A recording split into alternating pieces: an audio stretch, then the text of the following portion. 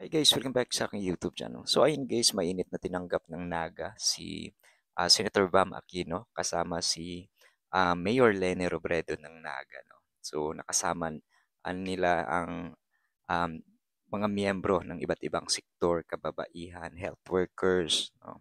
So mga supporters, mga um, volunteers no, ng Naga. So ayan, kaya nagpapasalamat si Senator Bam Aquino sa kababaihan ng Naga. No? So, ito guys.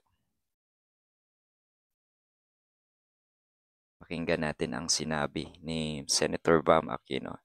Ayan, ini-introduce siya ni Ma'am Leni Robredo.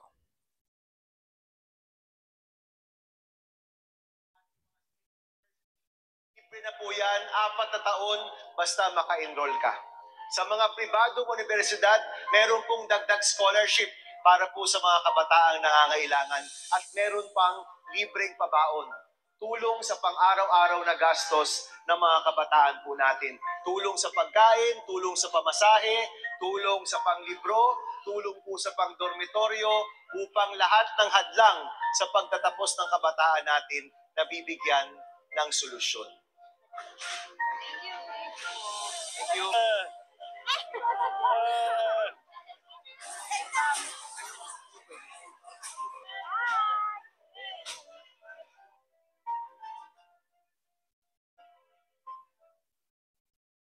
Yun guys, di ba napakaganda ng sinabi ni Senator Bam Aquino no na ito dapat ang marinig ng mga ah, mamamayang Pilipino no na napakaganda at napaka ayos ng hangarin ni Senator Bam Aquino na maglingkod no.